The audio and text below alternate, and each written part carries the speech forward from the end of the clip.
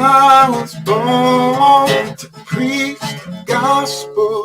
I was born to preach the gospel. I was born to preach the gospel. And I sure do love my job. Yeah. I was born to preach the gospel. I was born to preach the gospel. I was born to preach the gospel. And I sure do love my job. Yeah. Yes, I really love my job. I'm a disciple that makes disciples, that makes disciples. Oh, I'm a disciple that makes disciples, that makes disciples. I'm a disciple that makes disciples, that makes disciples. Yes, I'm a disciple that makes disciples, that makes disciples. I'm a disciple that makes disciples, that makes disciples. I'm a disciple that makes disciples, that makes disciples. Get firmly rooted. So let's get firmly rooted. Let's get firmly rooted. So let's get firmly rooted. Oh, I'm a disciple that makes disciples, that makes disciples.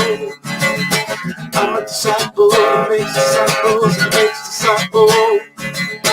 I'm a disciple that makes disciples, that makes disciples. Let's get firmly rooted. Firmly rooted.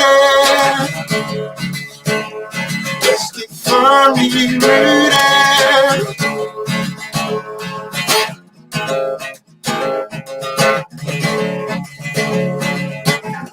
Yeshua, Yeshua, Yeshua, Yeshua, Yeshua, Yeshua.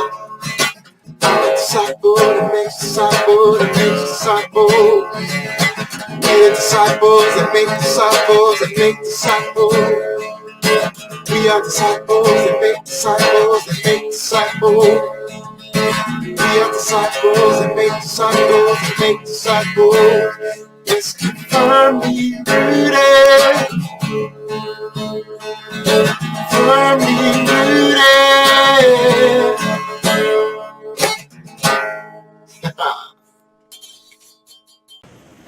Hey, good morning, Firmly Rooted family, and Happy New Year. Pastor Tom, Firmly Rooted Ministries, and thank you to Pastor Grigsby, who took over last week and did the last few devotions of last year.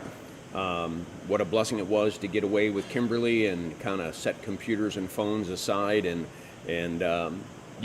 so thank you, Pastor Grigsby, and be praying for the Grigsby family.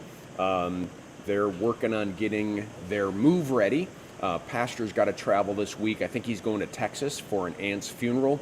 It's just a lot going on. And a week or two before you're moving to not be with your family. So they're hard at work making sure everything's ready and packed up before he goes to Dallas. I think he leaves like Wednesday and comes back on Saturday or Sunday. So at any rate, be praying for them that they get all their I's dotted and T's crossed when it comes to getting ready for the move.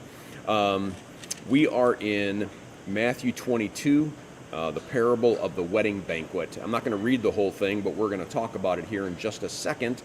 Diane Giroux, good morning. My cousin Dave, good morning. Vivian Davis, good morning. Pamela C., good morning. Bert Reggiani, good morning, everyone. Connie Sandbrink, Firmly Rooted Greendale, good morning. Anne Marie, good morning. Amazing sermon yesterday. Thank you.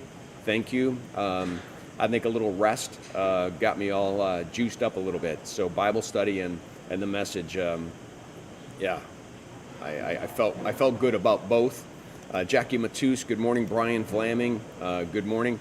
So this parable of the banquet, Jesus is telling these parables.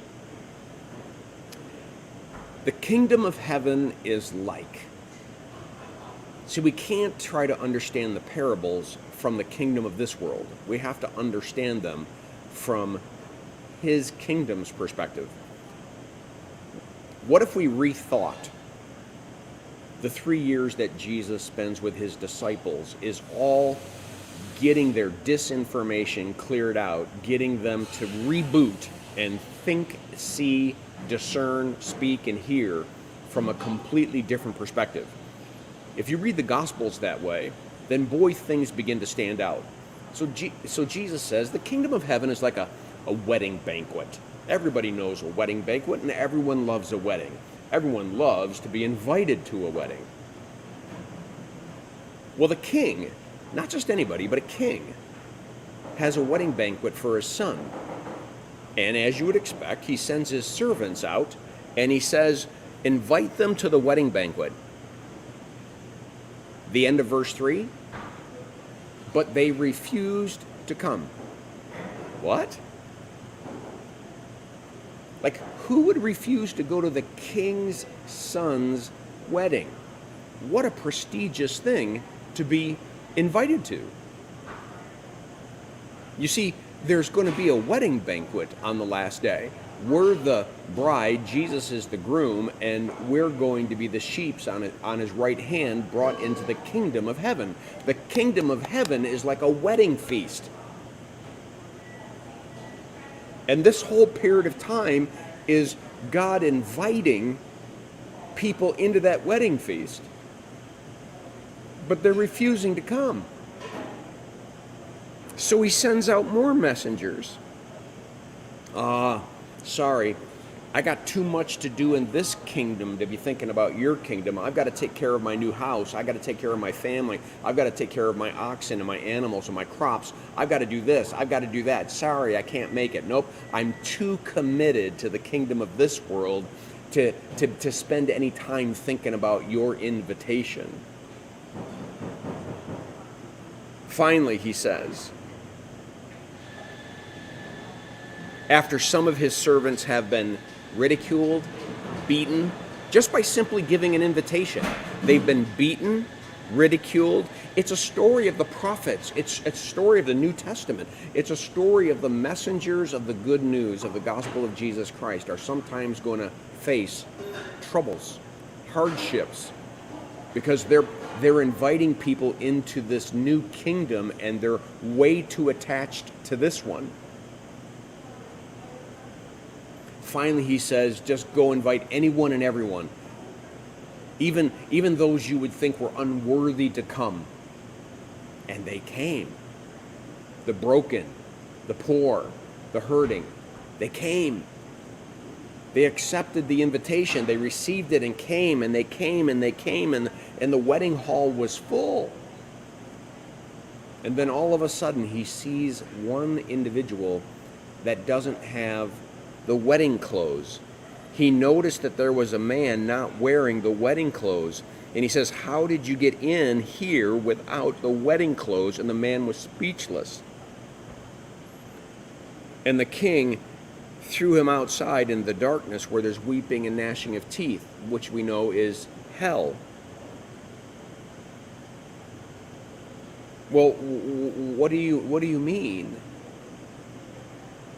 You didn't have the right clothes.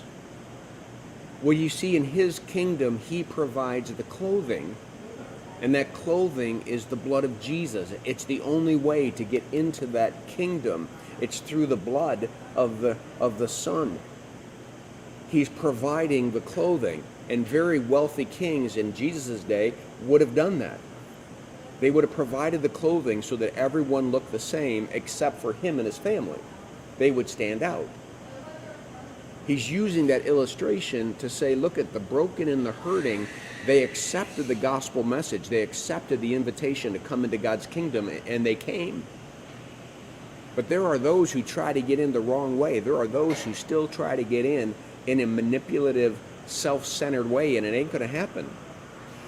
Because the only way is to understand that you are not worthy of being there, but you were made worthy by the one who invited you and the one who redeemed and saved you.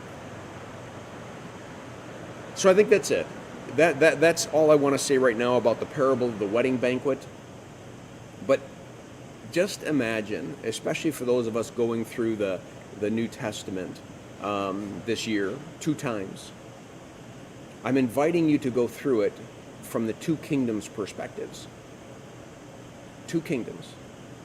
Constantly 2 kingdoms. Even yesterday's message, all the different people responding to a star and to wise men and Herod and Joseph and Mary and Jesus and angels, and it's all about 2 kingdoms. How we respond to something is directly connected to which kingdom we're in as we interpret the information. It's really interesting. We'll talk about that more. All right, everybody. Blessings on your day. Make it a firmly rooted day, and may someone see Jesus in us today. Peace.